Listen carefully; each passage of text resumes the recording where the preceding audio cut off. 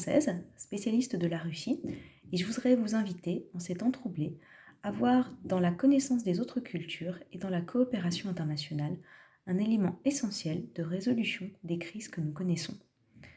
En effet, aujourd'hui, à l'heure où la pandémie se déploie dans le monde à la faveur des nombreux déplacements internationaux, il est tentant de se dire que nous ferions mieux de vivre chacun dans notre pays et de nous protéger des autres.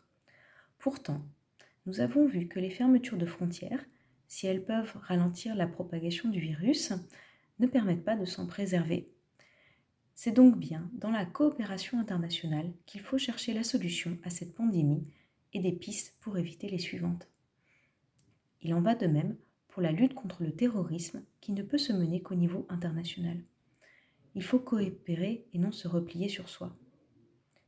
Or, pour coopérer avec les autres nations, il faut en connaître la langue et la culture. La connaissance de l'anglais, indispensable, ne suffit pas pour mettre en place des collaborations durables et efficaces. Si vous voulez travailler en confiance avec vos interlocuteurs, il faut parler leur langue. Il faut connaître la culture et le fonctionnement des pays avec lesquels vous travaillez. Et ce, afin d'imaginer ensemble des solutions acceptables et applicables.